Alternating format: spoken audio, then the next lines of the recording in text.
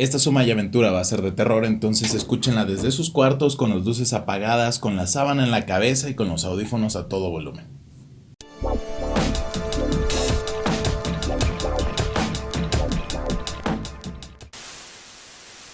Las Suma y Aventuras nos hacen responsables por cualquier daño cerebral o mental que puedan tener por escuchar esta historia. Hace muchos años nos pasó esta historia a un amigo y a mí, y aún no le encuentro la explicación lógica a lo ocurrido.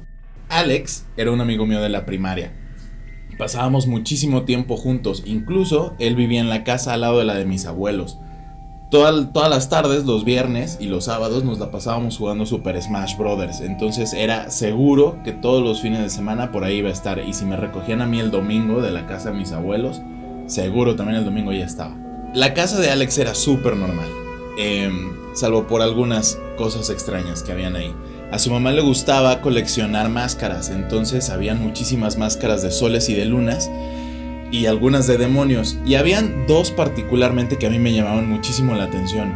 Una estaba en la pared de enfrente bajando las escaleras en el descanso, y habían unas máscaras alrededor de soles y de lunas que formaban una estrella, y la máscara de ese diablo estaba en el centro, y la otra estaba en la sala. Esa máscara estaba particularmente rara porque tenía unos ojos como de vidrio y abajo del ojo tenía unos agujeros que yo me imagino que eran para que la persona que se la iba a poner pudiera ver cuando la tenía puesta. Esa máscara también tenía una particularidad, era que un ojo era de un color y el otro ojo era de otro. Entonces era tan realista esa máscara que cuando tú la veías de reojo sin ponerle mucha atención parecía que era alguien que te estaba observando. Para mí a esa edad me parecía, lo único que me la hacía distinguir de una máscara era que como un ojo era de un color y otro era de otro, y yo nunca había visto una persona que estuviera así, pues eso para mí era que era una máscara. Alex era un entusiasta de las historias de terror. Cuando estábamos en su casa y nos aburríamos de jugar en la consola, nos contábamos historias de terror el uno al otro. A veces su hermana también se juntaba con nosotros para contar sus historias y las actuábamos y todo el rollo. En ese tiempo pues los celulares no tenían cámaras, ni mucho menos. Además los celulares ni existían, yo creo. Pero entonces, si hubieran existido, nosotros hubiéramos grabado las historias y seguramente hubieran quedado unos muy buenos cortometrajes. A su mamá le gustaba escuchar nuestras historias de terror, y la verdad es que normalmente cuando la señora estaba, le llevábamos, o ella veía lo que nosotros hacíamos y nos daba tips o ideas para hacer las historias más terroríficas aún. Casi no estaba, pero cuando estaba pues agradecía que estuviera. En uno de sus cumpleaños, su abuela le regaló una grabadora, que era la única forma en la que podíamos dejar evidencia de las historias que hacíamos. Era lo único con lo que podíamos grabar lo que estábamos haciendo. Como era su cumpleaños, mis papás me dieron permiso de dormir en su casa porque íbamos a hacer un maratón de Smash, Mario Kart y lo que existía en ese tiempo, Pokémon Stadium creo. Y ese maratón de videojuegos y pizza tenía que durar hasta que nos explotara la cabeza. Ese día jugamos casi las 24 horas seguidas. Solamente descansábamos para ir a comer o ir a molestar a su hermana. En la noche, cuando clásico estás echando chisme antes de dormirte, se nos ocurrió contar historias de terror y grabarlas con su regalo de cumpleaños. Ese fue nuestro peor error. Él contó una historia de una persona que abría portales para viajar y conocer entes extraños de otras dimensiones o quién sabe de dónde, pero raro. Yo estaba acostumbrado a las historias inventadas, entonces la verdad es que sí, siempre te asustan, pero pues al final de cuentas sabes que estás intentando asustar al otro y el otro te está intentando asustar a ti. Yo no sé de dónde sacó la historia, yo no sé si la inventó o la vio en un libro o qué pasó, pero esa historia me dio miedo mucho más de lo normal. Mientras la contaba yo ya no quería escuchar nada, pero pues la verdad es que el chisme te gana. Entonces mientras yo la escuchaba sentía el escalofrío clásico cuando te da miedo, que sientes que te recorre la espalda de arriba hacia abajo. Al final de esa historia resultaba que aquel hombre quedaba atrapado en uno de estos mundos extraños y su espíritu se quedaba en esta tierra buscando exploradores de mundos diferentes y en otro plano que el nuestro. Cuando terminó la historia yo me quedé con la sensación de que alguien me estaba observando y la verdad es que es esa sensación punzante que no te deja estar a gusto. Entonces me paré para ir al baño, y más que para ir al baño era para asegurarme que nadie estuviera atrás de la puerta. O sea, yo me quería asegurar que efectivamente no había nadie observándome. Cuando abrí la puerta, el pasillo estaba vacío, no había nadie, todos estaban dormidos. Fui al baño, regresé y Alex ya se estaba quedando dormido. Yo intenté quedarme dormido, pero pues al final, o sea, sí dormí, pero el sentimiento de incertidumbre y de miedo que te queda, pues hace que tardes un poco más en dormir. Al final, pues caí. Al día siguiente estábamos escuchando la grabación que hicimos, pero pues ya mucho más dueños de la situación. La verdad es que ya era de día, todo el mundo estaba despierto, y si me daba mucho miedo podía correr a la casa de mis abuelos. Escuchamos la grabación y todo estuvo tranquilo. La verdad es que las historias no estaban tan terroríficas como en la noche se escuchaban.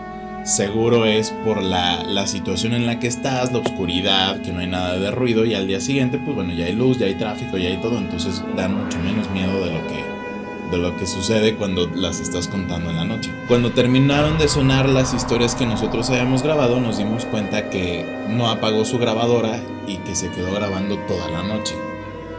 Y la verdad es que seguimos escuchándola, esperando escuchar los sonidos de las almas de los frijoles cuando van al espacio, o sea, gases. Y pues no se escuchaba nada hasta que casi al final de la grabación, las grabaciones se hacían con unas cosas que se llaman cassettes, que tal vez con suerte conozcan. Entonces era un audio que se grababa con una placa de acero sobre una cinta. Entonces cada cinta que te vendían pues tenía diferentes tiempos de grabación. Casi al final de la cinta nos dimos cuenta que había más audio. En la grabación se escuchaba una voz que no era de ninguno de los dos, más bien era una voz grave, como de un hombre adulto, que decía: Alex, Alex, ayúdame, Alex, Alex. La verdad es que ese audio no se escuchaba con muchísima claridad, pero se distinguía lo que esa voz decía. Corrimos con su mamá para enseñarle la grabación y cuando la escuchó nos dijo que a lo mejor era algo que nosotros habíamos grabado y que cuando regresamos la cinta no se alcanzó a borrar. Pero era imposible porque ninguno de los dos lo dijimos y no era nuestra voz tampoco la que se escuchaba. A mí definitivamente no me convenció la explicación de la mamá de Alex porque no era la voz de un chavito de 9 o 10 años, que era la edad que teníamos en ese tiempo. Cuando regresamos el lunes a la escuela, yo veía a Alex un poco distraído, incluso distante, y se veía como lejano. Pasó toda esa semana, estuvo igual. Al siguiente fin de semana, o más bien el fin de semana de esa semana no lo pude ver porque él se fue de viaje con sus papás. Y hasta la siguiente semana fue cuando pude platicar con él. Cuando por fin pude platicar con él de lo que había pasado y de lo que le estaba pasando ahora, me dijo que había seguido poniendo la grabadora en las noches y que cada vez la voz se escuchaba más cerca, más fuerte y más agresiva, como dando una orden. El fin de semana estaba con él en su casa y escuché los audios, los que había grabado, y de verdad esa sensación cuando se te eriza la piel y sientes que el terror te invade, o sea, es ese miedo que hasta te congela el cerebro. De pronto me sentí observado y pude casi asegurar que los ojos de la máscara del diablo que tenían en la sala me estaban observando. Me dio mucho miedo y le dije a Alex que bajara la máscara un rato en lo que nos pasaba el trauma de los audios que habíamos escuchado, y sin importarle lo que le hubiera podido hacer su mamá por bajar su decoración de la sala, inmediatamente se subió al sillón y bajó la máscara. Puso la máscara boca abajo en uno de los asientos y vimos una parte de la máscara que nunca habíamos visto, que era la parte de atrás. Alex se quedó viendo la parte de atrás de la máscara y cuando leímos lo que decía la máscara en la parte de atrás, nos salimos corriendo de su casa, nos quedamos un rato en la cochera y Alex no quiso regresar ese día a su casa, se quedó en la casa de mis abuelos porque no quería regresar a su casa. Sus papás lo entendieron bien y se quedó ahí ese día. El mensaje atrás de la máscara decía: para mi nieto Alejandro, quien algún día podrá liberar mi alma a través de la suya y llevar el legado familiar a donde siempre ha tenido que estar. El problema es que Alejandro y yo, Alex, nacimos en el 89 y el abuelo de Alex murió en 1981. Esa es la Suma y Aventura de esta semana y quiero aprovechar para enviarles saludos a Alex y Ernesto Magaña, que se van de San Luis, y a Emilio Rocha, quien es el productor asociado en este video y que ha prestado, además de su equipo, su habitación para que por fin aparezca yo en uno de los videos. Nos vemos en el que sigue. Bye.